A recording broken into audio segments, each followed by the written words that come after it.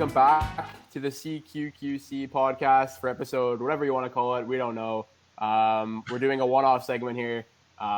This is going to be an episode on Kidditch. That's our topic for today. So we'll get right into it. My name's Gabe, and I'm joined by my co-hosts Brian and Nate. And our guests today are two special guests. You may know them. They're well-known in the Quidditch community. We have Golla and Christos. So if you guys want to introduce yourself real quick, and then we'll hop into our discussion about Kidditch today. So we'll start with Golla if you want to go first. All right. Hey, everybody. I'm Golla. Been playing Quidditch since 2015. Played for 8 different teams in that amount of time, so lots and lots of jerseys in my closet. Played I've played for Team Canada a couple of times, and just like a huge background in like basketball, volleyball, baseball were my main ones, and did a little bit of badminton and ultimate. I gotta play you in some badminton, Golla. I'm down. I think we could still pull it off with the social distancing. Yeah, I think it's possible. All right, so for those of you that don't know me, my name is Christos. I've been playing since 2013, I think is when I started. I've been playing for like 7 years. I've also played for 8 teams, if you don't count Team Canada. If you count Team Canada, that's 9 teams. So, Queens for 2 years, Valhalla for 2 years, Valfreya and Edmonton for another season, and Rochester in that same season during MOQ. And then I played Otters and Raiders, and now I am a co-captain, founder with Brian. Yeah. Mr. Melchior here, Truck Daddy. We've been coaching the Manatees, a new team, the Mississauga Manatees. So that's my more recent development. Wearing the jersey right here. Nice. There's the manatee, the cute little manatee there. Shameless plug. Want to try Quidditch? I've been playing for quite some time. I played Chaser for a while. I played Beater now. I played every position at least for a full season. So I've been around and done a thing or two. Nice. Awesome. Great start. So, like I said, today's podcast is going to be about Kidditch. So for those that don't know what Kidditch is, essentially it's a modified version of Quidditch, so no contact. It's basically a simplified version so we can get kids involved with the sport as well. And obviously Golla and Christos have quite an extensive background in the sport, as well as kind of coaching it to youth groups. So we're going to kind of get into that. So Christos and Golla, what are some of the types of like youth Quidditch or Kidditch activities that you guys have been a part of, or you guys have seen other groups do that you're familiar with? I know like some things you have here, like birthday parties, fun days. I know at West especially they have like the youth leagues, and then also like with Christos with your background with being a teacher in like gym class. So if you guys are gonna kind of quickly touch base on that. Yeah, so there's a bunch of just like kind of like random like one-off kind of events that are kind of like everywhere in Ontario. So like for example, kind of like the Magic Festival in Blythe, you have a bunch of kids there that try out Quidditch like in between games. We had like Quidditch set up at a Hamilton Bulldogs game a few months ago, which was pretty cool. So like we had a bunch of kids come down, try out Quidditch. And then just kind of like getting involved at like some of the schools. I'm sure Christos can talk a bit more about that, but me personally, like I volunteered with a few of people from the Toronto area to go to like a private school to actually run like Quidditch during a gym class for an entire week. So like their entire school got to try Quidditch, which is really cool. There's also a Fan Expo event, right? That who ran that again? That was Alex, right? Alex Downington, yeah. Yeah, no, there's a bunch of events like that are more one-off things. For me, what I've focused on, I'm a teacher, as Gabe said, so I teach in the Durham District School Board.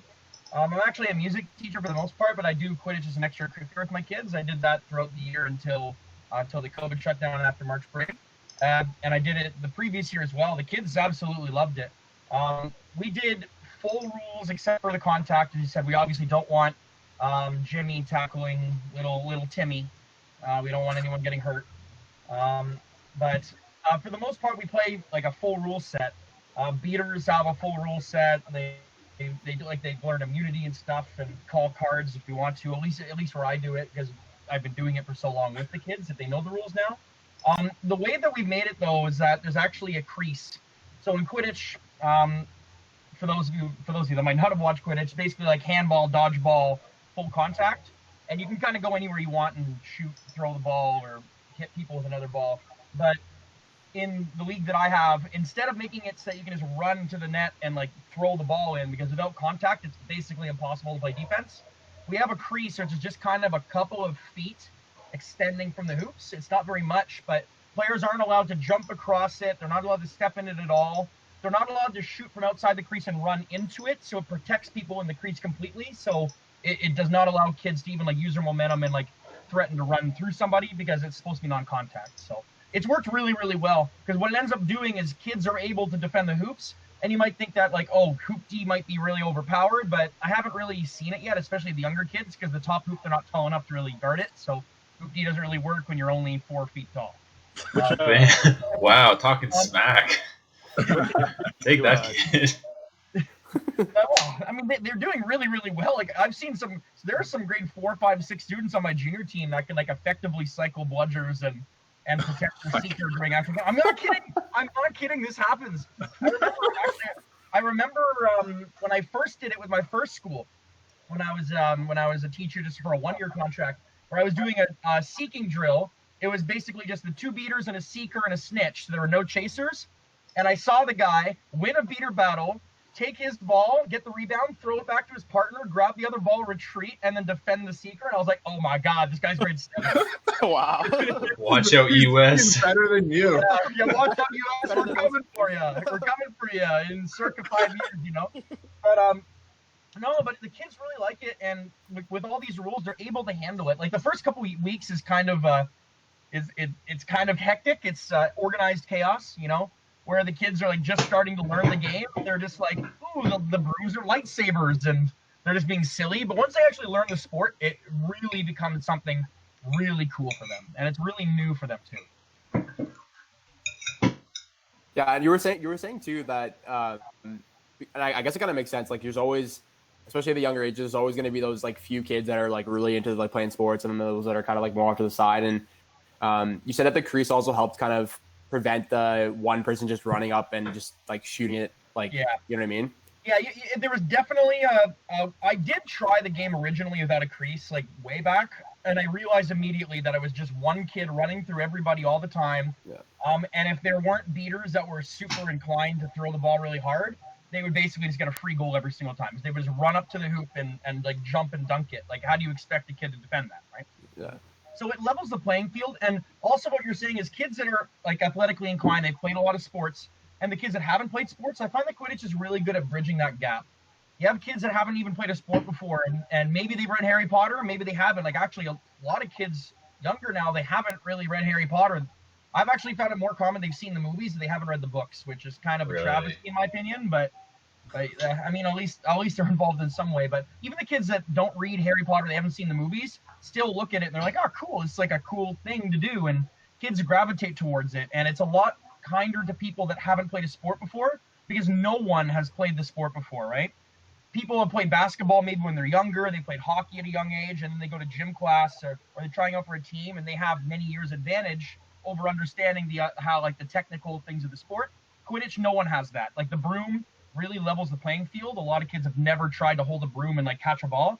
So it does truly bridge that gap towards people that are athletes and non-athletes. And even the non-athletic players find a spot that they really like. Like, maybe they're not super fast, but they have a mind for the game and they can see things that other people don't. So they're more inclined maybe to play beater, or maybe like chasing overall. Maybe not the fastest, but they're really good like at like figuring out where to be, and then they can use that. And Quidditch is really important to find that space and make a shot, right? So I found every single kid that's played has found some kind of niche role that they've succeeded at, and I think that's really good for the growth of the sport. Yeah, for sure. So kind of on that point then, so what are some ways that we can increase the Quidditch awareness and involvement, particularly in the younger age group? So obviously the whole point of doing these Kidditch type programs is we want to grow the sport. We're kind of getting to that phase now where we're slowly growing our own league within Quidditch Canada. Obviously in the States it's huge, in Europe, and with MLQ and whatnot, but we obviously want to kind of shift our focus, I guess, towards the younger age group, because that's the next generation is going to be one that's fueling the players who get into our sport. And we've kind of talked about it on our podcast before, whereas Quidditch is kind of like in that infancy stage where it's a little bit behind Ultimate Frisbee, I guess, in terms of like years since it's been created. So we're slowly getting there, but I think we like by focusing on these programs and shifting our attention towards that, I think that'll definitely help grow the sport even more. So some of the ideas I had here were approaching school boards and meeting with some of the local school teachers and kind of giving them lesson plans about how to introduce Quidditch into like gym class or like DPA sessions. Providing equipment to schools, I think that's another probably limiting factor, I guess, in terms of why Quidditch isn't being played everywhere in Canada. Maybe approaching some like local recreational organizations like the YMCA. I know that we did that a little while ago with some of the summer camps when we had camps running in Kingston. And then also we kind of maybe touching on like elementary versus high school setting. I think we can definitely have an interesting discussion about that. So I don't know where you guys want to start with that. So I know that's a lot to kind of unpack, but what are some of the things that maybe you guys have done that have worked in terms of increasing Quidditch awareness and involvement? Some things you'd like to see that might work. What do you think? Well, like I think all of those are really like good options, and like it's just like a matter of like volume. Like we just don't have like enough people actually like going out to schools, going out to community centers.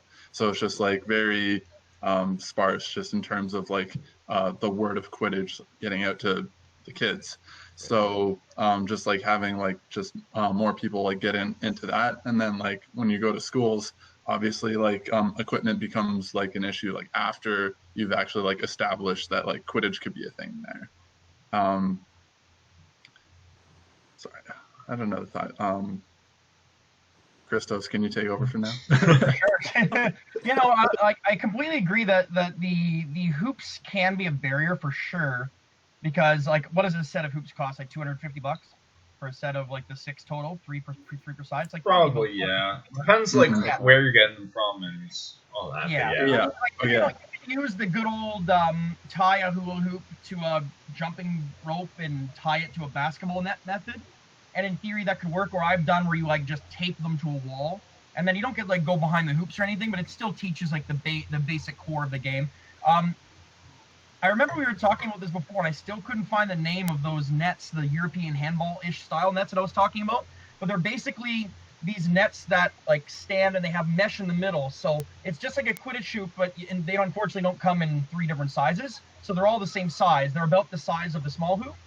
Christos, are you talking about like it's like a tilted trampoline? No, I'm not talking about the tilted trampoline one.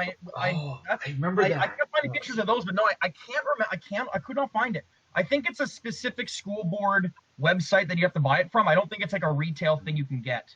But some schools, like for me that I'm at, have them, right? So you can use those as your hoops if you don't have them. What I actually experienced, what Golla was saying, this is a really good point, is that it's more important to put the foot in the door of this is a sport that exists before you go and say, hey, if you want to do this sport, there's a $250 entry to play, basically. Yeah, that's not the way we want to go about it. When I go to other schools, I bring the hoops that we have for the manatees. I'm fortunate enough with Brian and I that we have dual custody of the hoops, so to speak. Yep. So when he lets me borrow it, I'm able to do that. And by doing that, I actually went to a school it was probably about 4 or 5 times with the hoops, and they got really into it, and the kids loved it. I think I had like 30 kids come out after school on a Wednesday. I'd say at least half of them had never played a sport before and just came into the gym, and like when I say like do a warm-up jog, they had no idea what that meant, kind of thing. And they went from that to I now know how to like the rules of Quidditch. I can now play a game, and I understand when someone says you're beat, they know what to do. And teachers see this. Like teachers know when there's a sport and the kids really like it, and they want to continue those programs, especially with Quidditch, where the only fee is really having the hoops. But after you have that initial fee, it's a very accessible sport for the kids. Playing indoors is what I usually do. You don't need cleats. Yep. You don't need any other equipment. Christos? Yep. So like something that like you can work around, and like this is like my like personal experience. So for those that don't know, like I currently like run Quidditch at a gym in Mississauga, and like that's where I do like a kids program. So like currently we have Quidditch hoops, but initially when we started the program, I had to like make my own hoops, just like use kind of like random materials. And I think like that way, like,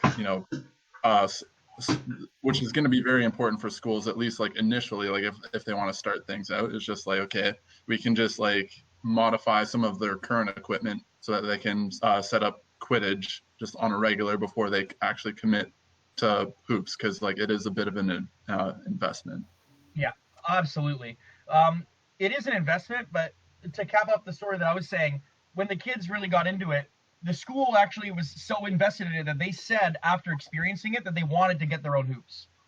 So by going in there, like, and they're a fortunate school. They're a school in the Catholic board, and they have a good amount of money. Not every school necessarily have that available, but I think that by going in and just offering the time, having the volunteers, and having the equipment that you bring in from, like, I don't know, TC or another school, that's how you're going to get schools interested to get their own hoops. You're not going to get them interested by just saying the sport exists, come play. And for anyone watching, you're a volunteer. Theoretically, Golla and I could do a lot of work with a lot of kids, but there's no way we spread everywhere with just the two of us. It's really important that we get as many volunteers as possible whenever people are free, whenever they have the time, just because it just helps reach more areas. The outreach is limited with a couple of people. And Shout I don't know, out to Michael Gomes in Guelph. He's doing good work there, and I know in the past, I think I was like the lazy person on Guelph who literally did like, I showed up one time when I was done with school and like I had nothing going on, and I was like, okay, I'll come to Guelph and I'll help out for like half a day or something. But they ran programs through City of Guelph. They did like summer camp stuff. I think they did like after school stuff. I was always too busy with engineering for it. I was some lazy person. But like they did great work that like, and it's not necessarily about this, but like I think we can get into it later. But like there are obviously places that are like you have camps or like schools. At a certain point, parents or kids would be interested in like doing this and paying money for it. That's how you can also raise money for your own team. You can raise money to get more hoops that if the parents chip in, there's your hoops for like a community center and easy access going forward, right? Like the farther you spread this, totally, like you guys are doing awesome. But like there's not a chance that you guys are gonna last forever doing it by yourselves. Like you need more people. We need to get more people involved. You think that I guess like in the off season of QC, do you think like teams could kind of come up with like events during the summertime and kind of go to different, I guess, camps and stuff like that to kind of bring Quidditch to different like parts of the province, I guess, in this case? Yeah, I mean, that's actually like something that like I did a couple of summers ago. Like I was like a camp director one summer, and yeah, like it was a sports camp, so like every time like every day we're doing lots of sports, and I decided like, okay, like let's like figure out how to do Quidditch. So it's just like if you have like people like in like the right spots, it's like I'm sure there's like a bunch of people like working like undergrad or whatever, just like working as like counselors or directors or wherever, where like they have this kind of like influence on kids. So like why not try to promote it? You have to be a little bit creative. Like I said earlier, like you're probably not going to have the equipment on your own, but like you can kind of make it up as you go.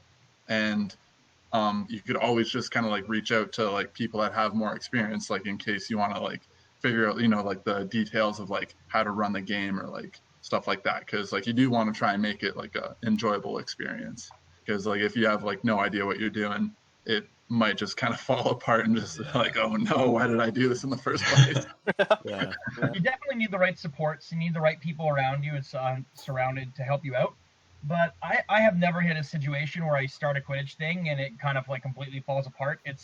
I think I think someone like yourself that's experienced with Quidditch will make it work, and you'll play like we do the planning, we figure out do we have the equipment to make it work, and then we make it work, right? Like that's what we do in the community. And now I think that's a really good thing to do is starting small. I think is the key. We try to go too far out and too intense with it right away. It's not going to be sustainable. Starting with these smaller groups and then building up is, I think, the way to go. And I don't think you like exactly like what both of you just said there. Like you want people who are young or newer to the sport, to like take on that like mantle and like try it and help grow and do whatever. But at the same time, you don't want to like throw them into the fire, be like, with no kind of sustainable thing to like get it sorted and okay, ready, go have fun, and then they don't know where to start, and then you almost kind of lose that person who's there like, oh well, I screwed up, maybe this isn't for me. Like that's the exact thing you want to avoid. But like with people who are experienced with Quidditch Canada, probably even with USQ, like you could reach out to them as well. You could reach out to a million different people. And I think the key is if you have the resources behind you, and I think that's totally available, you can be successful. And it's Can I as add to simple as that as well quickly? Sure. Yeah, with schools, that's probably one of the bigger barriers, aside from getting the equipment, is getting teachers to do it on their own is basically impossible. Because if you say, well, there's this new sport, start a team and we can have a tournament, that's a great idea. The problem is no teacher is going to want to read the 250-page rule book to figure out the sport. I mean, realistically, you don't need to read the entire rule book to understand the sport. But in essence, teachers understandably get intimidated if they don't have the support to start them up, which is why the volunteering is so important. Being able to go into a school and help start it, even going in 2 or 3 times, teachers can pick it up at that point. They know the basic rules, and they can figure out the equipment thing too. Teachers are pretty resourceful that way. They figure out how to make it work with what they have. But if they don't know, if they don't feel confident in the rule sets, they're not going to be inclined to start a team on their own if they've never even played the sport before.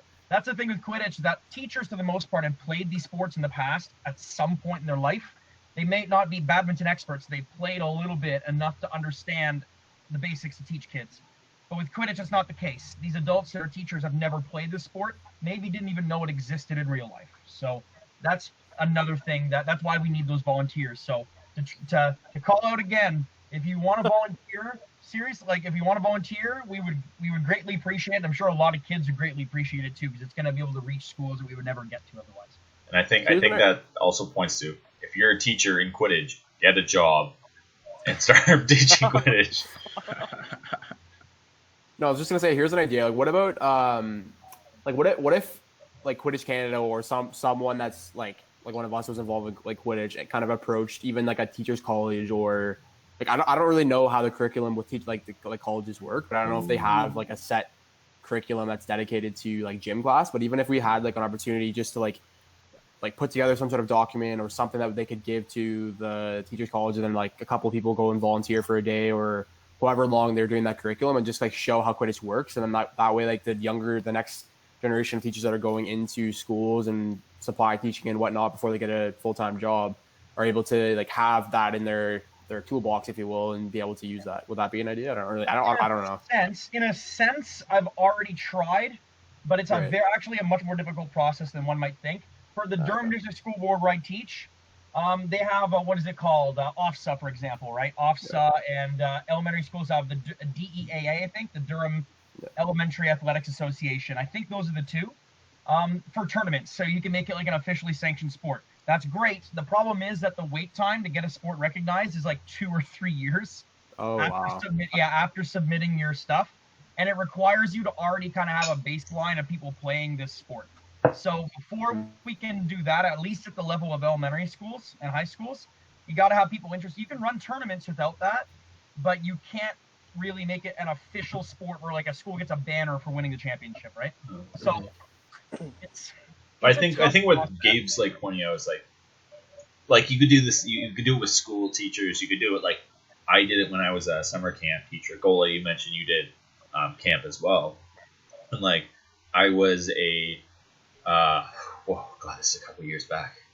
Rewinding the clock. I was a camp coordinator, I think was the term. So like I was like a supervisor who just focused on like coordinating events for the kids and working on this, helping out here, helping out there. And I brought the hoops one day, led the like whole bunch of different kids like through it every 30 minutes. So taught them the rules. They played a quick game. Kids liked it, moved on. And like I knew because of like playing the sport, but like if I was in charge of like teaching the leaders, I could have taught leaders to do that, and they could teach their kids how to play.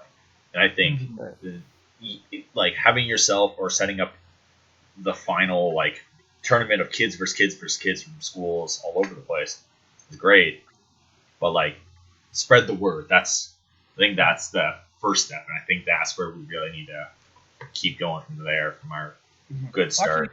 Actually, question for Golla in that regard. To get the sport out there, I found that one of the most important things is not even just the kids, but getting the parents into it, to invest in some way, shape, or form. Like, how have you found the parents' reactions to the stuff that you've been doing at the camps and such? Well, like at the camp specifically, I didn't actually get to like interact with like parents like, you know, about like Quidditch specifically, because like that was like such a small part. Like it was like 2 hours of like an entire week at the very like end of the week. And then like in terms of like the program like I run at the gym, like I don't it's kind of like hard to gauge like I think they appreciate it, that like it's different and like the kids love it. And like some of the parents too are like Harry Potter fans themselves, and like I'm sure that probably influenced like how like they got their kid into it. And like I'm sure like some of them like even want to try it themselves. I had one or two of those. I had one or two of those in my camp. The parent came in, was like, "Is this Quidditch? Oh my god!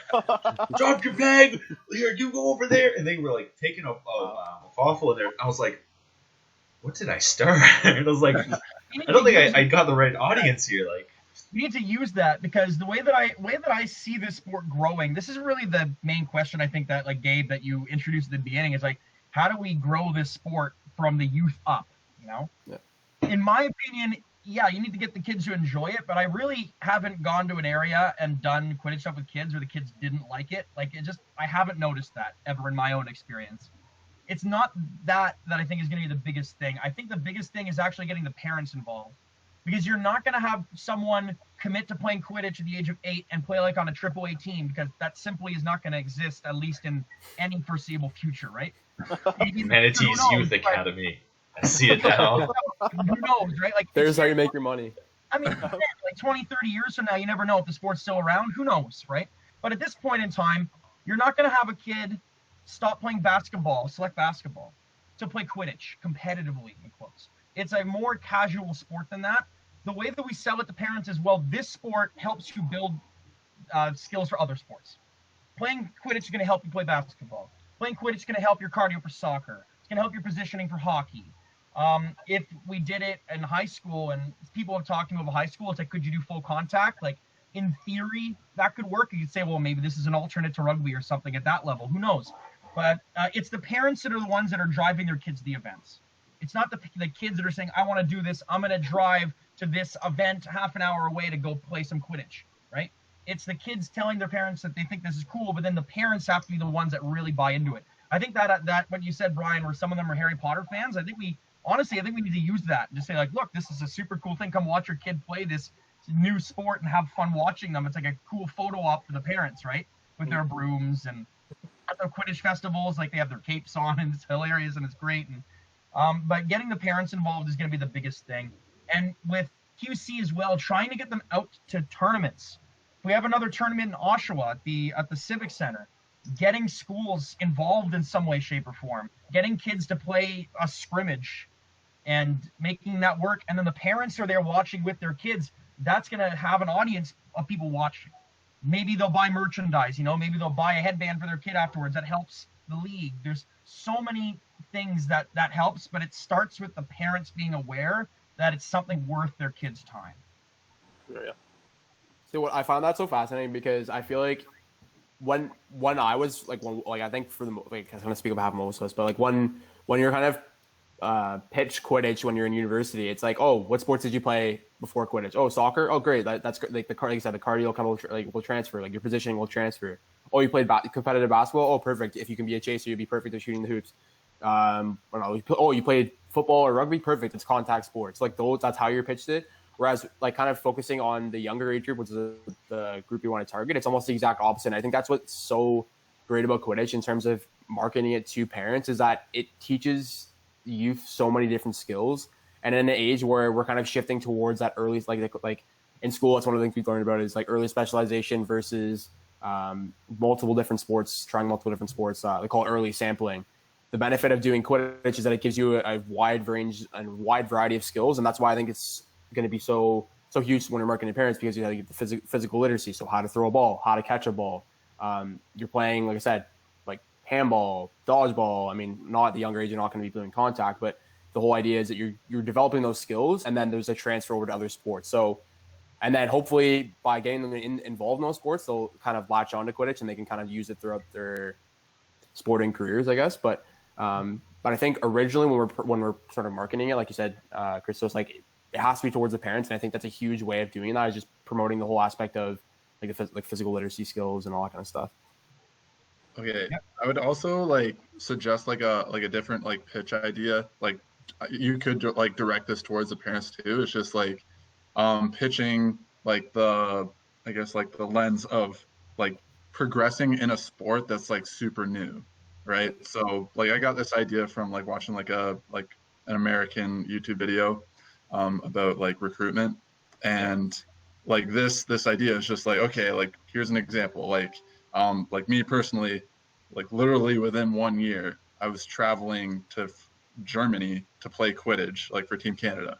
So just like if I like pitched that, just like imagine like your kid like starting Quidditch now, and like 7 years from now, like they're like an adult, they could be playing for Team Canada, and like they would be like miles ahead of like everybody else because like they already have like 7 years experience. Like that's crazy. And like by then, like they're like I'd probably be like more funding like in Team Canada, so like they wouldn't have to worry about like costs as much as like we had to. So, yeah, I think that was what, Harry Greenhouse? Yeah. Oh, yeah. Yeah, Harry Greenhouse on the midline. Yeah, like I remember hearing that goal and was like, that's brilliant. I never thought about like, hey, like I think we've all kind of played we've all played MLQ. Some of us people like played like Team Canada stuff, and like you look at it, it's like you never realize you rise to like the upper end of a sport faster than you do in Quidditch.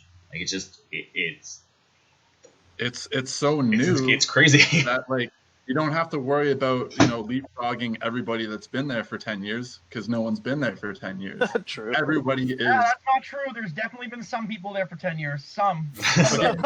Okay, Chris, you know the point I'm trying to get though. I'm just being a stickler. We definitely got to start the Quidditch Canada Youth Induction Program, like summer training camp. Academy. Prepare them for Team Canada when they're like 12, and then by the time they're 18, they'll be monsters. Seriously. Like we said, US, we're coming for you. Yeah, Team Canada, get on that, seriously. Set up a residential academy, making lots of money there. But that's honestly a pretty cool idea. We gotta pitch that idea. I say we go to Oakville. That's where the money is. That's That is actually I'm telling you, that's where the money is. Go to Oakville. That's boom. We're rich. Yeah, that is very true. all right, awesome. Okay, so like really quickly, I know we kind of touched on it already, but so volunteers. So based on like the programs that you guys have or you guys have been part of, and also sort of what Quidditch Canada has done, how can people get involved with volunteering? So obviously you kind of touched on like with camps, but other like more specifically made towards the programs you guys are in. How can people get involved and kind of help out? I think volunteering at schools is big, because by volunteering at schools, you have kids that are in one specific place and they can start a team over time. Summer camps are great, but the problem is like once a summer camp, at least for certain summer camps, the turnover is so high that it's hard to start a specific set of programs. And even if you teach a person there to do it, they might not even be working there the next year. For the most part, teachers, when they're out of school, they're there for multiple years. So it's much easier to get your foot in the door and start a program. Just going to a school that hasn't had it tried is probably the best start, in my opinion. I would say pulling volunteers from high school. So as a high school requirement, like you have to get X amount of volunteer hours. So you have one, like you're helping them get their hours, and like they'd probably be enjoying themselves.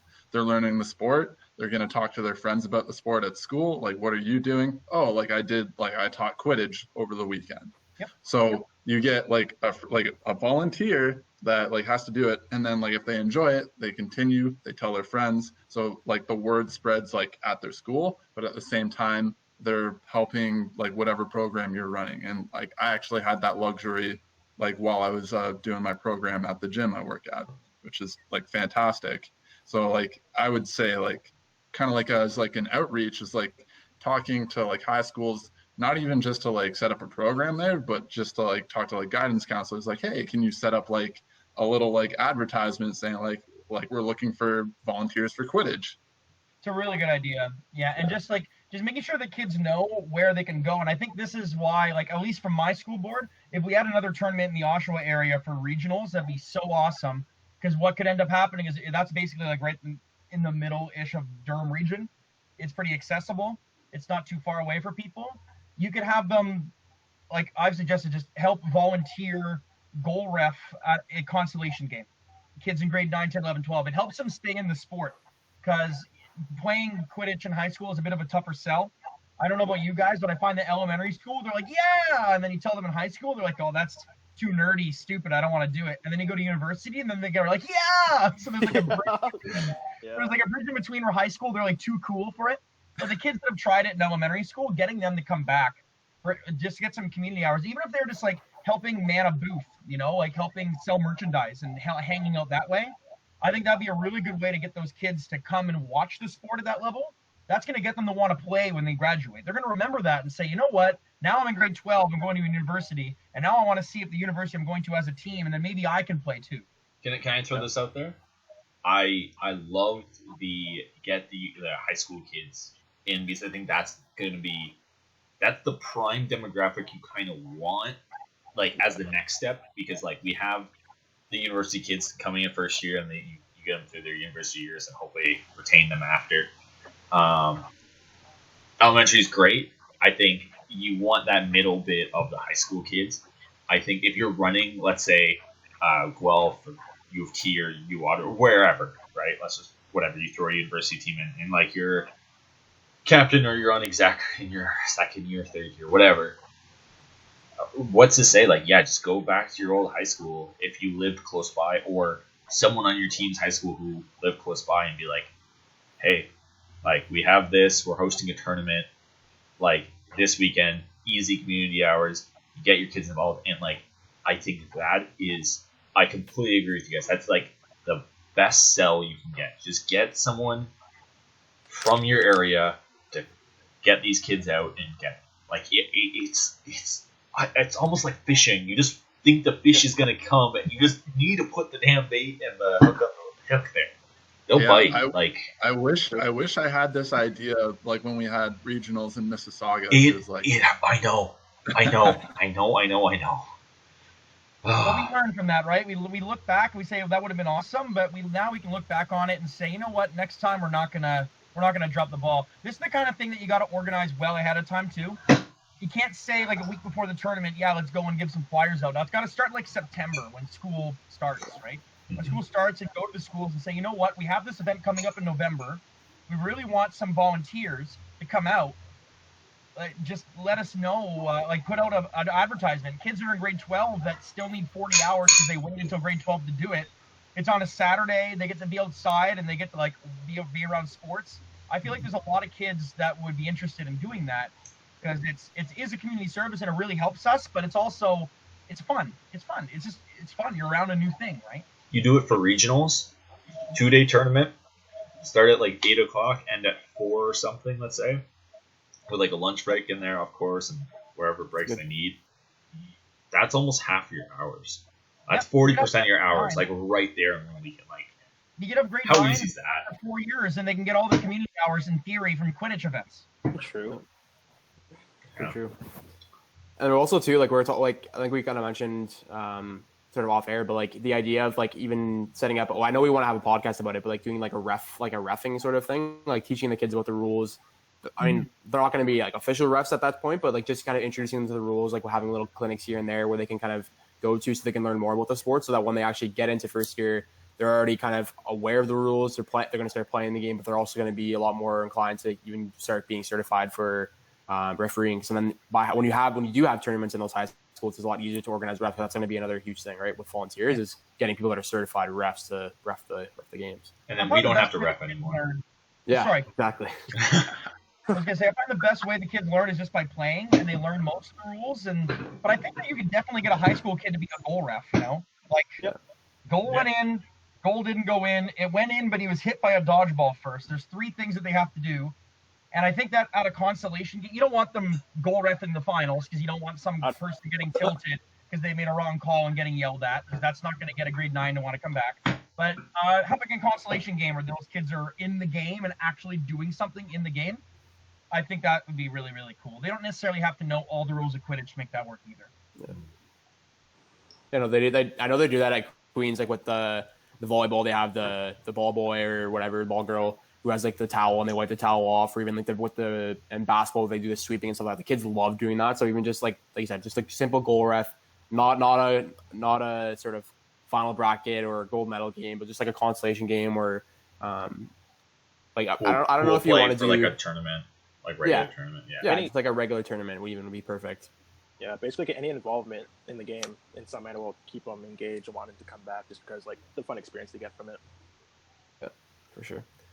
So then we'll kind of quickly touch based on like QC's current work with youth development. So we did see it in the last couple of regionals, national type events with the Kidditch championship kind of game that they had going on there.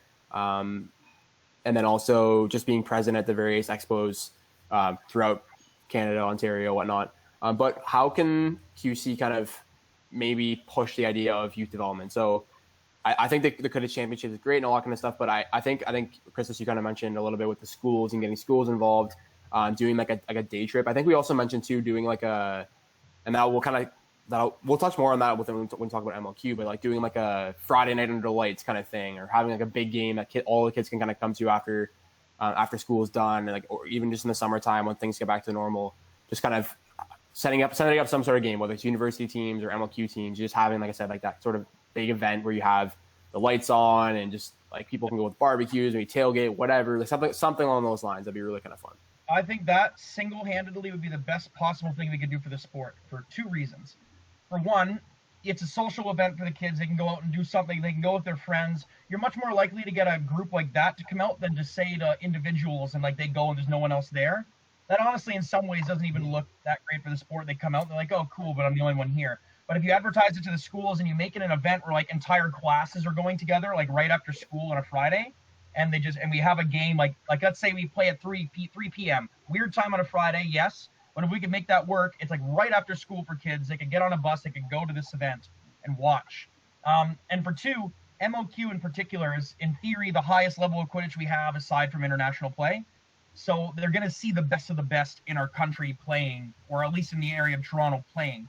If we had a Toronto versus Ottawa series, that would be great, because that is literally, in theory, the best players in the country. And the 2 MLQ teams we have facing off, I think that'd be really cool. What do you guys think about that? Shout out to the West. Shout out to the West. I love the idea, but like I'm just like thinking like practically speaking, like in terms of like having like an actual, it's like 2 actual teams like coming for this would be like really tough to organize, because as adults, people work.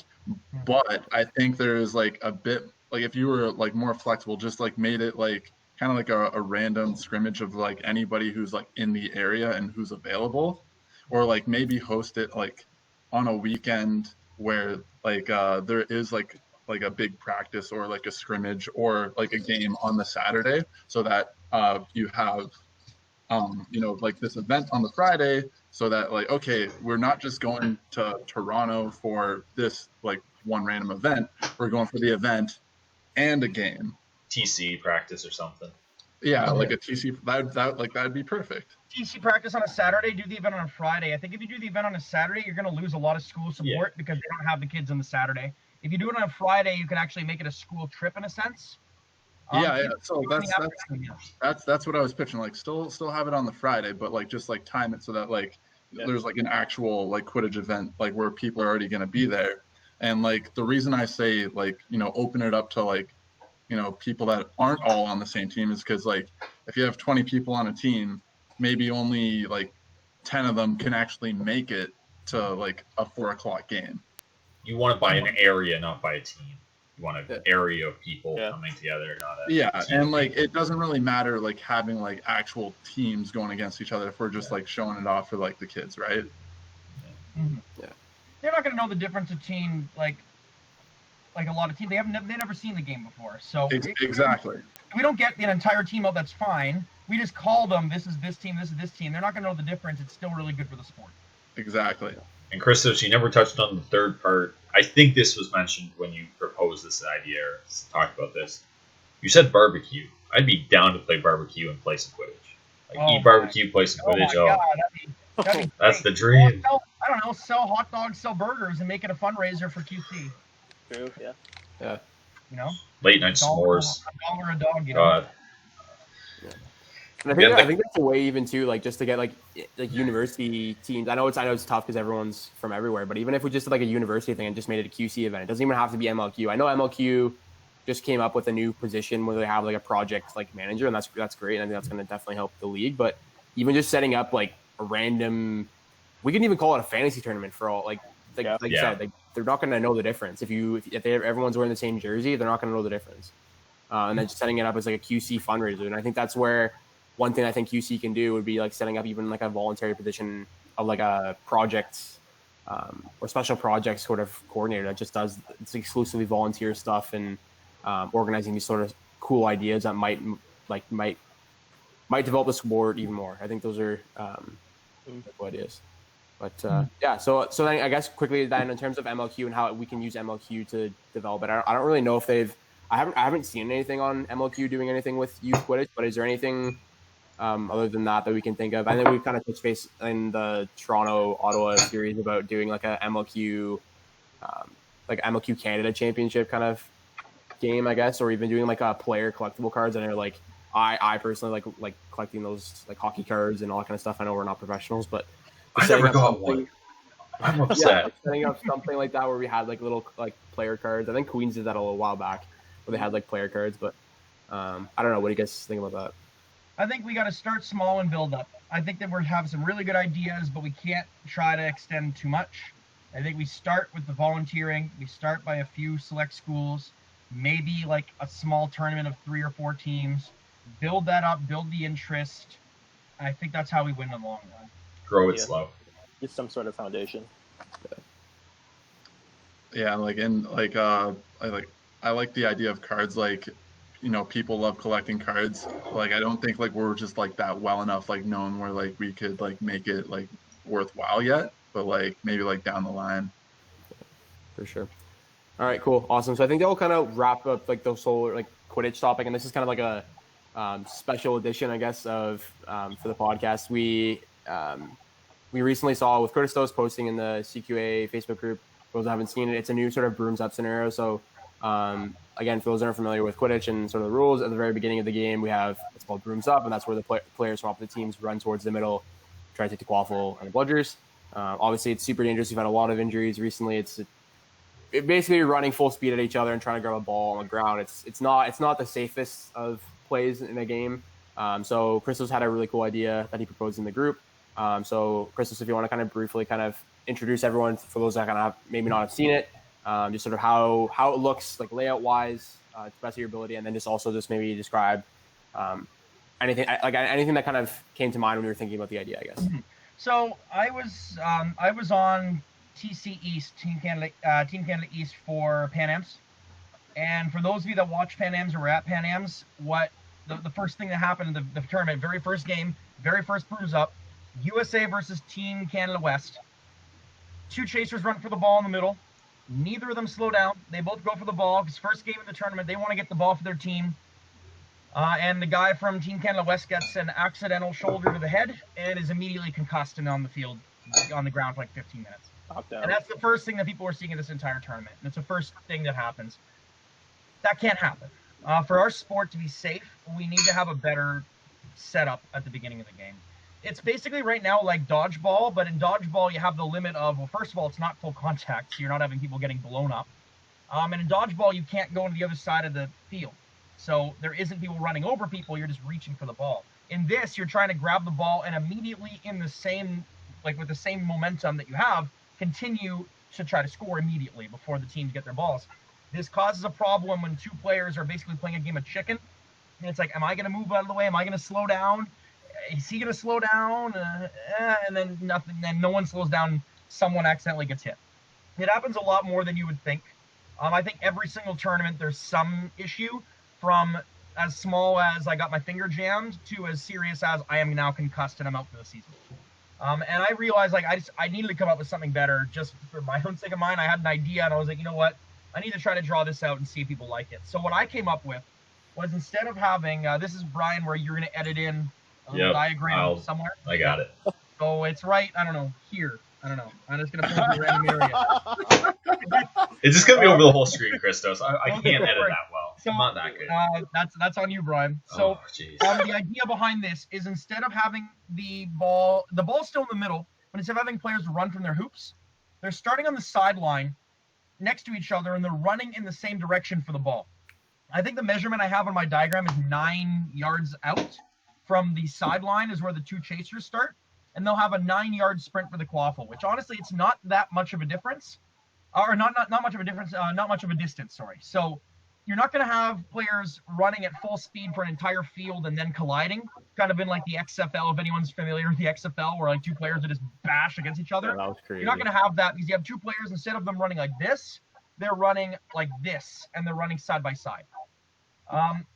I think this will solve the issue of people getting concussed. It would take some tweaking and testing to see if it would work, because you might still have players getting tripped and things. Although the rule sets that I came up with would require players to stay on their side of the field. So you have one player in one half and one player in the other. So you're not going to have two players in theory able to trip each other. That wouldn't be allowed. They start 9 yards in. The bludger is going to be at their feet, and two beaters will be here, also running in that direction. So you have the chasers running this way, and you have the beaters running this way. So you're not even going to have the issue of people running like that. And then there's one bludger on each keeper line. So this way, I think it's going to allow fast breaks to still exist, because if you do something like a tip-off, like in basketball, Golla would be thrilled. But overall, I think it just kills the momentum of the game. It's kind of it just seems like almost a lazy start to a game in a sense, because it doesn't have that power of, oh my God, who's going to get the ball, right? It's kind of anticlimactic. And then there's also the issue of, what if 3 people throw a ball and they're all good, and then one person throws a ball that's completely wrong? Do you reset the entire play because there's 4 balls? Like, there's so many other things. I think what I've suggested to cap it off, it's safer, and it still allows that excitement that we have at the beginning of the game right now. Where does everyone else line up who's not going for the quaff for a bludger? Anywhere on their half, on their sideline. So they can't be on the field. The only players that are on the field are the chasers or keeper or whatever that's going for the quaffle in the middle. They start 9 yards in. Everyone else has to be on their sideline, off, like literally on the sideline, and they come into play when they say brooms up. And then no player can cross half until the quaffle is touched. So you're not going to have people getting blindsided accidentally. Like a chaser tries to run to the other side for a fast break, and they accidentally run into a beater or something. You know? Oh, that's good. Gotcha. Because I can see that I wanted to try to cover as many bases as possible. In the end, though, it's going to need tweaking. The distance of like where the balls are going to be, we don't know if that's going to work. I've talked to multiple people in the U.S. about this. They actually seem to really like the idea, which like is pretty cool that they're saying like, you know, this idea has legs. Do you want to try it? But it needs testing, and no one's going to know if it's going to work until we try something new. But everyone that I've talked to, and I want to hear your guys' opinion on it too. But everyone that I've talked to has said something along the lines of, I don't know what the better alternative is, but what we currently have doesn't work for safety of players, and it needs to change. So what do you guys think overall? Okay, so I will start that I do like your idea, Christos, but I just want to kind of like provide like an alternative, just because like you mentioned like the dodgeball start. Mm-hmm. So what if like we just like kind of like change like our rules so that like whoever contacts the quaffle first has to like, they can't cross half with it, right? Like you can't pick up the ball, like you can pick it up and then like pass it back, or you have to pick it up and then just like bring it back and then pass it forward. I think that idea could work in theory. I think the only issue I have with it is players aren't going to intentionally go over half, and you might still have players accidentally clipping each other going forward, where you might have one person reach down, and they're not trying to literally run through you, but you might have that happen. The other issue I see is if you have a really rainy day or there's weather that's really slippery, they might slip into each other, which is already an issue. But if you have them running side by side, I think you literally remove that. Yeah, they might get tripped up, but you're not going to have someone slip and hit their head. Yeah, that's a good point.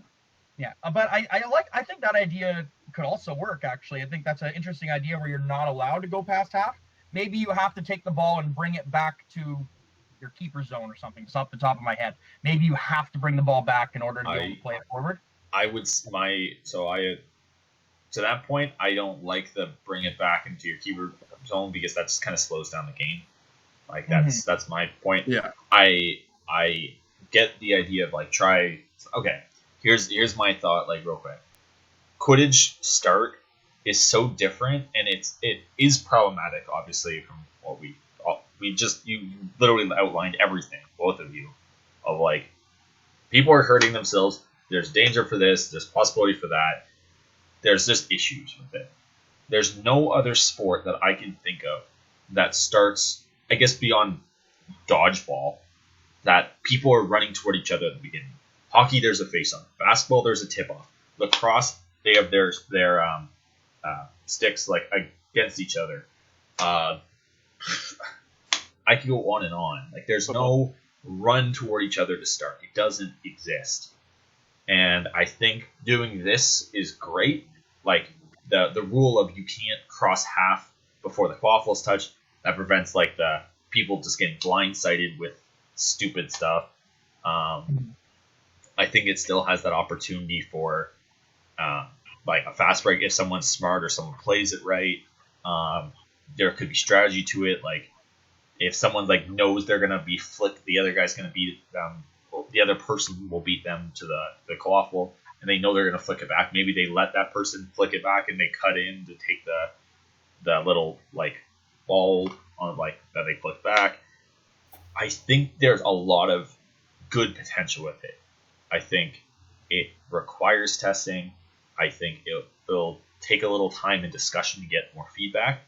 But I think this is the trend that it needs to go into. I don't know if this is the exact right formula, but I think this is the trend. I think that's my point. Thanks for my TED Talk. That seems my And no, I really like it because I think, like what you were saying, Brian, about like the different strategy aspect of it, it really adds a different component in terms of strategy. One thing I will add that I think would be really cool to implementing and testing it out is the idea of a coin toss. Like when you have a captain's meeting, there isn't really, for at least my understanding, there isn't a coin toss. unless it's for Sun. Like, There's only coin toss can only happen if one captain wants one. If the weather isn't really imperative, if it doesn't really matter, they just forego it and say we'll just start on the side that we warmed up on. But as a head ref, the only time that they have to do a coin toss if there's like sun, like was mentioned, that's really significant. And then you flip per side. Sun, wind, splash zone, aka the Carlton Mud Brawl of 2017. Oh my god. But yeah, the seventh defender. Oh god. Well, Yeah, I think I've said this before, but Guelph used that puddle as a point system. So you wanted points, you're gonna have to tackle someone into the puddle, and it was great. Love that tournament. Yeah, so like having that, like that coin toss mean more. So, and also what I like about it too is you can practice it in practice. Like you're not gonna really do a brooms up scenario like in practice very often just because of that injury risk. And if you do, it's not going to be a full on like sprint for the ball because no one wants to get hurt and injure their own teammates. Whereas if you have this sort of side by side setup, you can practice going with your right hand or you can go with your offhand. And then when you have a coin flip, if you know you lost a coin flip and you know likely the person's going to pick their strong side, then you can have someone who maybe is left-handed or right-handed or someone that's better with that grab of the quaffle, or even I know it wouldn't really work with the bludger, but like the quaffle, like you can practice with both ways. And I think there's so many different components to strategy, and also like maybe not even running for it. Maybe you just decide, okay, screw it, I'm just going to go set up on offense or defense. Like I think there's just so many benefits of it.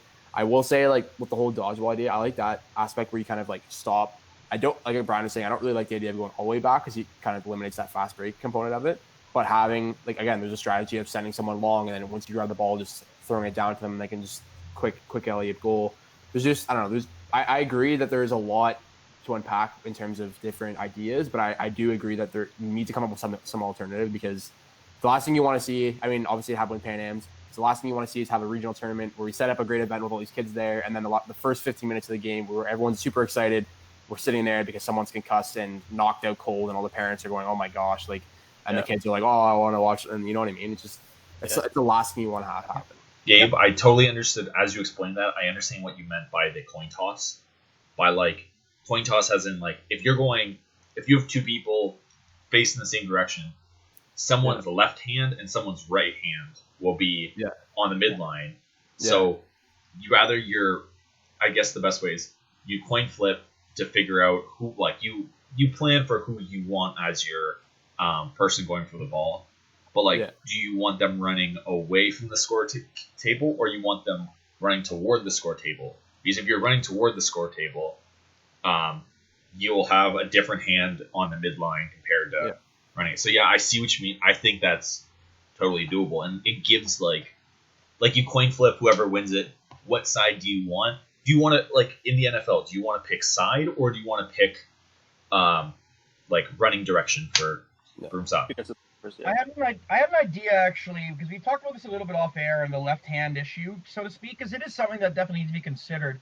What if on the midline, so whatever team has a chaser on their side, what if the beaters are on the opposite sides, so that the chaser, if your team has a right hand, if your team is on the left side going for quaffle, you get to use your right hand. What if the beater is on the other side, so one team gets a right hand attempt for the beater and the left hand attempt for the chaser, and vice versa for the other side? And then you can still choose, and then you can say, like, do we really value BS? And do we think it's that much of a thing, or do we value the quaffle? And so maybe that would level it out, where one player on each team's going with the right, and one player on each team's going with the left for their respective position. Maybe that could work. But it just like allows teams to have like multiple options for people running for the ball. So like not one person's getting burnt out throughout the tournament. You have people who can catch it right hand, catch it left hand. So it kind of helps the strategy with that. Mm-hmm.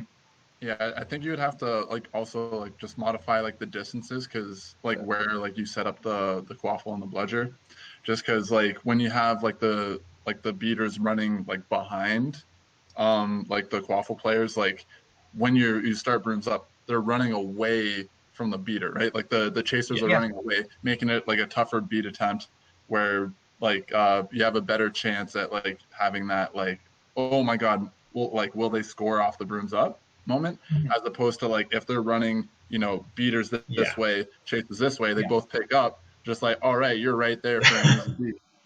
But you don't have that. But just to confirm, I'm not suggesting that you have the quaffle players here and the beaters here going this way towards each other. I'm suggesting that you have chaser one, chaser for team A, chaser for team B, and then you have beater for team A is over here and beater for team B is here. Oh, okay. So you're starting. That's what I'm suggesting. This is 3D chess, guys. We're playing 3D chess. This is too much. If you do it that way, right? If you do it that way, then you have each team has one player on the left and one player on the right, and they're still running in the same direction. So in theory, the beaters on the midline would actually be on the opposite side of the field. Yeah. Could you like block off the other, like basically set a pick on the other team's beater, so then like you basically guarantee your own beater getting the bludger? That'd be hard. Well, if we had the rule where you can't cross half until the quaffles touch, that wouldn't work. Oh, okay. I thought you say like the opposite team. You'd start on the other half, and you wouldn't be able to cross half until the quaffles touched. Wouldn't that also be a card for interpositional interference? Like if you just stand there. Get in the way, of course. That would be a normal card, right? Yeah. But again, as we said, it would just take a lot of tweaking, figure out what people like, what the community thinks would work best, what works best in theory, and what's safe. Because maybe there's something that we're not thinking of, and this ends up being somehow more dangerous. People are getting tripped every play and face planting into the ground. Who knows? But the only way we're going to make it work is by testing it. But I think the left-hand issue that Gabe brought up is a legitimate one. I think that the one solution I thought of is having like you flip-flop the beaters that are on the midline. But again, I think testing's the only remedy for it.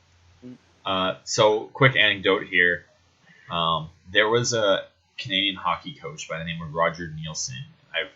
I still want to read this book about him, but there are like a dozen rule changes in the NHL because of this guy.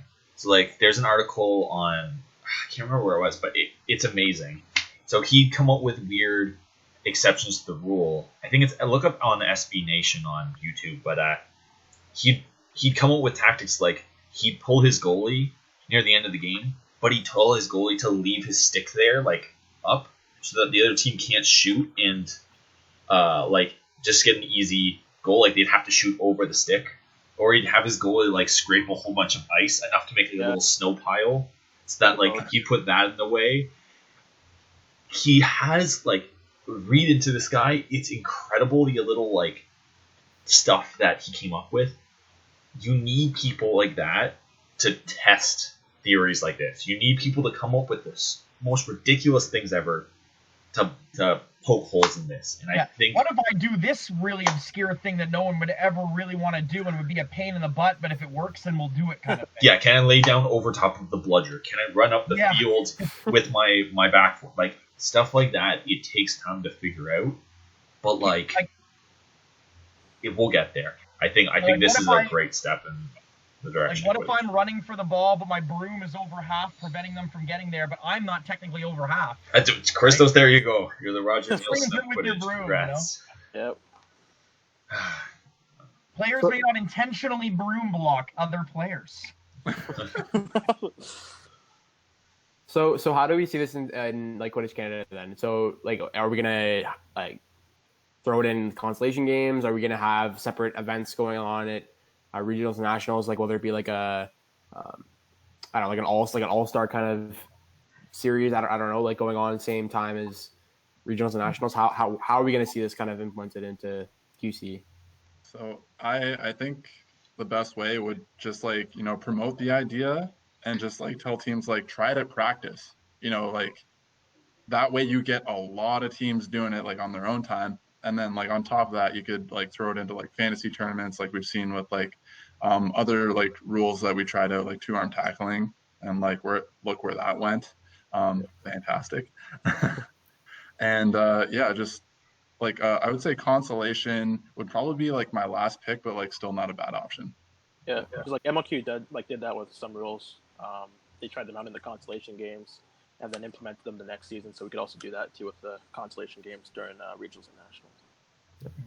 Yep, I think that would be a really good way to do it. I like having talked to Kyle, as he said, we just got to find a way to test it. That can be in any of those things that were mentioned. The last thing we want to do is just to say to the league, you know what, we're just going to do it, YOLO, and then it doesn't work. Like, I don't think they would ever let that happen, but that's the last thing that we want happen, because you never know if it's safe or not. I think that's a really good idea, and just letting teams know, yeah, this is something we're considering. Try it out in practice and let us know. And Brian, like you told me, captains for teams are going to be getting together and talking about things for next season. Maybe we bring it up there and say, you know what, this is something that we're considering. Would teams be willing to try this out in practice and get back to us, right? If you're a team captain, executive, check your email. It's not for me, this is from Yara. Check your email. Sign up on the Google form. It's not hard. You have nothing better to do right now. Sure. All right, awesome. So yeah, I think we'll kind of wrap up the main discussion then of Kidditch, and then also just like the new brooms up scenario in our fun little extra segment for you guys, and we'll move into our chill vibes only segment. So this is being that we have 4 otters present, I guess, with Christos. Sorry, Golla.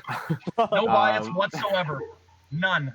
But we try to do this, kind of have a little bit of fun at the end of our podcast. So we'll do the QC money game. So those who've been following along, we have a huge draft board which we'll insert here with a bunch of different talents around Quidditch Canada. We tried to get everyone in there. We're gonna eventually add more players in there, so we have a huge list, but that's just kind of one we've been kind of going with. So you have $18. Are we doing the $18 or are we doing the $21 one? Whatever you two have come up with. I haven't created a one this week, unfortunately. What do you guys have? Do you guys have the $18 one or 21? Yeah, I'm down for 18. Okay, so $18. You want to? Yeah, so $18. Full line of quaffle play. Gender rules apply, obviously. And yeah, let's see what you guys have. Or what do you guys come up with? Okay, so I'll go first. I will say that I built mine with a little bit of chemistry in mind, and I don't know if I'm the first person to pick myself, but I'm gonna do it anyways. My first voted myself. Boy. I'm $4. That's a travesty. No, I'm kidding. Okay, so like, and there is no me without Aaron McCready. So Oh, if it God. wasn't for her, Hey, I there would you not be what I am. So I got to take her with me, because also she would kill me if I didn't. Yeah. Fair. But seriously though, she's amazing. Like, brilliant mind. She is one hell of a tackler, and like, she's the one going in on 1.5. So I That is appreciate a terrifying beater line, just gotta say that. Have Yeah. good event on beaters. Not bad. Not bad. it. Yeah. Prodigal son Golla, as she calls you during our bronze medal game. If you've watched that. Wait, what'd she call me? My big son or prodigal son Golla or something like that. Yeah, I was I remember rewatching watching the game. She made some kind of comment. It's like, there's my my son Golla or yeah, whatever. yeah, literally at the, I guess it would have been regionals. She, like, all the games she broadcast that you were in, she was like, "Oh yeah, there's my son Golla, or my great son Jonathan Golla." It's so funny. I am her noodly boy. Okay. Anyways, getting to the quaffle player lineup. So I decided to go with Norbert Bueno as my keeper. Yep. Nice. This dude is a tank. Also, just a great ball handler, passer.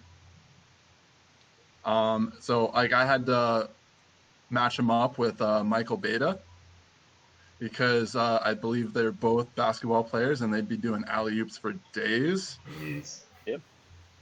Because like, those mitts on Beta, I mean, like, they're Gecko boy. to die for. Also, I got Zoe Mastellato, and she's got quite some experience playing with Beta and my last pick, and she is a fighter. She will hit you. She's got great hands, and she would actually be my second person to take the ball up on offense, because I think she's got it in her. And to round it out, I got another Toronto Raider. I got Of course. Darren Baby Bell. Hey. The who kid. is, I took him too. How dare you? Over that. you know, a bit of a truck. He's got that farmer strength, which I love. And I'll just say, like, with my team, I love the tenacity, but also just a bunch of great personalities. Yeah. Yeah, that's true. What Nice. you got, It's a good Christos? lineup, man. I'm not gonna lie. We'll see what you guys think of mine here. Was that 18 points or 21 for 18. Seeker? Okay, I have my setup for 18 and my setup for 21. So I'll do my setup for. I actually have my setup for 21, but I have a quick change for the 18. So if I were to do a 21-point setup, starting with my beaters, the first beater I have is Ethan Peters. The guy's a beast. The guy is so athletic. He just runs everywhere. He's making catches. He's hitting people. He's throwing the ball. He can also make the smart play. He's a really good beater snitch on pitch. He just runs until you can't run anymore, and then he keeps on running, and you're like, where is he getting this strength? And where is he getting this endurance, you know? So he's done nothing but impress me the more that I've seen him play. Played against him at Team Canada practices. He's pretty scary to face off against. My other beater I have Raphael. All yeah. in with the Money. beaters. He's such an experienced beater. He does a really good job at basically everything. Raph can also chase too, so that's just a bonus if we really need a chaser. I've seen Raph chase before. But Raph is a beater. Every time I play against him, it's like, how do I beat this guy? You know, like, how do I do this? How do I go about winning here? You don't. And it's really hard to find an answer. You don't. Yeah, you just don't. So the answer is you promptly retire from Quidditch. You move far away so that they can't find you. No, but I think, yeah, Ethan Peters and Raph Roy Laurent. If I said that last name wrong, I'm sorry. I think it's a really, really good beater line. Going with my chasers. First chaser I have off, and actually every single Quaffle player ended up being from Carleton for my team. Every single one of them. So Carleton squad, here we go. Haley Yap. Haley Yap is such a scrappy player. She gets in your face and doesn't let you be. She just does it. She's like in the best way. Like playing against her is really annoying. She just keeps getting in your face and you don't know what to do about it. And on offense, she's so sneaky and kind of goes around. Karen Douglas as well. Like I would have like Karen Douglas and Haley Yap, like very similar in that style where they're just so good at moving around and they can just break people's ankles and you just don't expect it. And a really solid player, knows a lot about Quidditch. Has also started beating, so for some reason I need a beater. I have a beater at the female beater position too. Adding a seeker in because I'm doing 21 points. I picked Austin Wallace. Guy has experience. Guy can definitely seek. If I had to pick someone to just go and seek for my team and not do other things, not to say I wouldn't want him chasing because he's a very good chaser, a very good keeper as well. But if I were to just have one guy, like say, you want to seek this tournament, I know Austin Wallace would be like, I'm pumped to do this. Let's do this. He's made clutch catches in the West. He's made clutch catches. He caught against TC East with TC West. The one game where they beat us, Austin Wallace caught the snitch. I think he caught it in like a minute 30 seconds or something. He caught pretty quick. So just generally Canada-wide, people know who Austin Wallace is because he's proven himself that way. For my chaser line and keeper line, I also picked Darren Baby Bell, my student. Your child. At music camp. Huh? He's your child. Golla is child. I've coached him when I coached as an assistant coach with Raiders. Coaching Darren Bell is a pleasure because he's willing to listen. He's so coachable. Like Golla said, he's such a truck too. And he's so good at running through people, but he's getting to become more than that. He's getting to become a player that's seeing the field and making a pass. And he's getting into the coaching role with Carleton. I think he has a really bright future ahead of him. Emily Naftel is the same for me. I think Emily Naftel also has a lot of potential from the Prodigus Naftel family. We have Alex Naftel, which I call Naftel, and then Emily Naftel is the better Naftel. Yep. And now we have Miranda Naftel coming up, which is going to be the best Naftel, playing beater for the Manatees. But Emily Naftel, she's really into the sport, obviously because her brother has played too, and she's really passionate about doing things like trying to bring Carleton into the limelight and coaching that team. And every year she just keeps getting better and better and better, and I can't wait to see what comes out of Emily Naftel in her career. And then finally, I have one more point here. I got to go with the one and only, the juggernaut, Wes Mackey. I think Wes Mackey, even like back in the day as well, like definitely a force being reckoned with. And even nowadays, in his older age, like with me, we're probably about the same age now. I'm 27. But like even in his older Quidditch age, is able to make a play. He's able to see the field. He can throw a body. He can make a shot. Is like nice little lob shots. He can make a pass. He can call out a play. He knows the game really well. So I think Wes Mackey is a steal at one point for this draft, and I picked Wes Mackey. If I were to turn this into an 18-point roster, I would end up taking out Austin Wallace because I don't need a seeker. And I actually, because I had an extra point, if I took out Wes, I took out Wes Mackey and I put in, who did I put in? I put in Spencer Van Milligan with my 18 points instead. And that adds up to 18 points. Because Spencer is just the Viking incarnate. You can't bring him down. Just a great guy too. He's just a fun guy to play Quidditch with. So I don't know. That's what I came up with, and I realized at the end it's like, oh my god, I basically picked Carleton. But I think Spencer played Carleton. Carleton is a coming team, man. I think Carleton has a lot of potential. They keep getting to the bronze medal game in like regionals, and they're a team that I think in a couple of years are going to be really, really good, and they're going to come out of nowhere. Okay, I found my two little sticky notes that I saved from the last time we tried to do this recording, and then it failed because of my computer's terrible abilities. And I came up with a third idea on the fly. So do you want to hear 1, 2, or 3? I have them labeled. 2. 2? Okay, you picked the new one. So this one, all snitch team. So I think these people have all snitched. I think. Beaters, we're going with Sugar and Kaylee Mendoza from the West. I believe both of them have snitched. Sugar for sure. I'm not sure about Kaylee. I might be wrong, but this is my best estimate of who I think would be a good other snitch that would make it work. Michael Wanless would be one of my chasers. I believe they've snitched. I'd throw Felix Tremblay into the chasing role.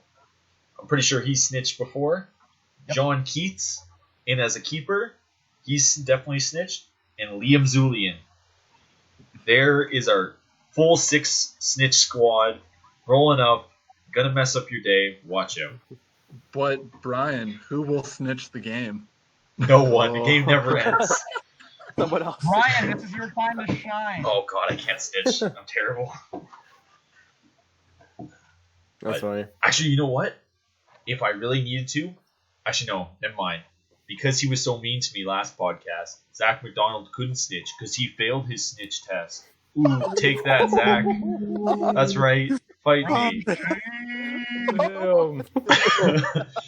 Throwing some shade. Like, Me and him are best friends. Man, Don't worry, it's okay. Melchior. When he hears this, he'll message me and hate me. On the flip side of on the same episode guest, Yara was there, right? Yep. She was the one that made me fail my snitch test. So Oh, really? props to her. Yeah. Was that the one where she came and caught you from behind? Yeah. Oh, that's the fantasy tournament? That was Shoreline Raid. I think that was her one and only time seeking, and I wouldn't blame her if she just wanted to retire from seeking after that. Actually, A you know what? 1-0 record? Why would you ever want to seek again? If I need a snitch, David Rochon from U Ottawa. There we go. I have a legitimate snitch, not you, Zach. He'll message me later when he hears this. Oh, I can't wait. Oh, It'll be fun. That's funny. I'll hear about All this in the Raiders group chat. All right, real quick to wrap up, I want to do we have the pick 3 question. We won't do all 3. We'll just do one. We haven't done it in a while, and because you guys have such a wide career of playing Quidditch in various different teams and leagues and whatnot, what's your maybe top 2 Quidditch games you've ever been part of? Okay. Top 2 that come to my mind is my first year national semifinals. So in that game, it was Waterloo versus Ottawa. Ottawa, at that point, only had 1 loss in the season, and that was from Waterloo. Howie still... That was an insane game. Yeah, he still hates me for that, and reminds... And I don't forget to remind him. Anyway, so that was an epic battle. 2 of the best Quaffle playing teams. Went to... when Snitch was on pitch, game was tied. That same game, I got a hat trick. Also scored a goal behind my back, and then they caught within 30 seconds, and it was the most heart-wrenching thing. Wow. And then a second game, I would say, when I played for Valfreya a couple of years ago, this was just a game that was at Blythe. It was against Guelph, and this game was epic. So this is my second year in beating, and there was a big head-to-head, our beaters going against Zach and them, and I think the game ended up going to overtime because we caught the snitch, and then in overtime we had to wait it out the whole 5 minutes because the snitch was just that good, and we ended up only winning by one goal.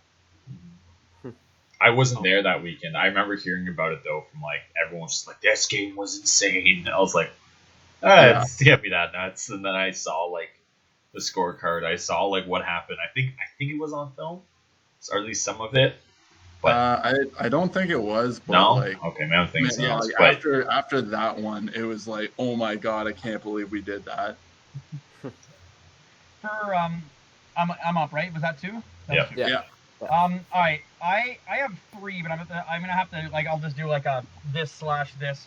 I'd say probably the second most impactful in my career was Valhalla versus Guelph. This would have been in the West. This would have been 2016, 2017, when Edmonton won everything. What year was that? 2017. 2017. So I remember Valhalla, when the snitch was on pitch, was up 40 points. And this is a really tight game, but I will never forget where I had the quaffle. I got past the quaffle, tried to make a block the bludger, got beat. Guelph scored. 10 seconds later, they caught the snitch to bring it to overtime. And I was like, oh, man. So then, 30 seconds into overtime, snitch is caught again. Guelph wins the game.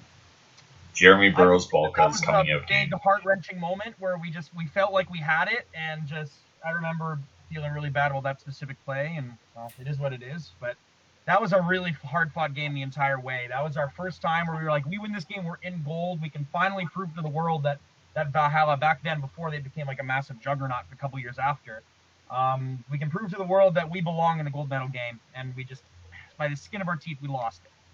But that was by far, in my Quidditch career up to that point, that was by far the most intense game I'd ever played, possibly of any sport in my life. Going into the most impactful, I would say it's a tie between the last two games that the Otters played in their epic run for gold. It was either the game against Valhalla with the awesome snitch catch through the legs by Caden was insane. Yeah, Caden went through the legs of the juggernaut Wes Mackey, and I think Snitch was on the field for like 10 minutes or so. It was a long game. Yeah, he was on just such a hard-fought game from both teams. Or, I mean, personally for me, like a play where I actually made a team game where I actually made a play was the finals. The first ever overtime finals game in gold medal nationals history. And your boy right here snuck up behind Bunny. He never knew I was there and just managed to make a catch at the end of overtime and secure the win. So to me, that was a really special moment to actually be able to pull that off. And not to toot my own horn, but to toot my own horn a little bit. I caught 6 or 7 snitches that tournament. So like I played really well that tournament, and we had really good beating that allowed that to happen. We just had a really good team that I think came out of nowhere and people didn't think was going to be that good, especially considering we practiced like what, once? Zero. No. Yeah. That would be true. Huh? Enough bragging. Not bragging at all. Yeah, we didn't practice. We still won gold. That was by far the most chill. That's where chill vibes only came from. The hashtag chill vibes only. I really hope Otters come back. I mean, I'm with the Manatees now, and I'm not going to be leaving for anything like Otters. I'm offended both of you. Neither of you said the first game that the Manatees won. I was going to say first game Manatees played because we lost that, but first game Manatees won. And I'm offended neither of you guys said that. How dare you? I'm hurt. I'm offended. No, I think that was probably the game I'll remember forever was the finals in overtime where I got an opportunity to make a play and managed to make it, and I'll never forget that moment. That was really special for me, and that team overall was really special. Really ignited my love for the game, playing with the Otters. Yeah. Just like a quick shout out to like most intense game was like the entire Indianapolis weekend. Oh, like my 2019 Raiders. Oh, God. Hands down, the most intense Quidditch I've ever been in. Yep. And Golla, we had the ride back together.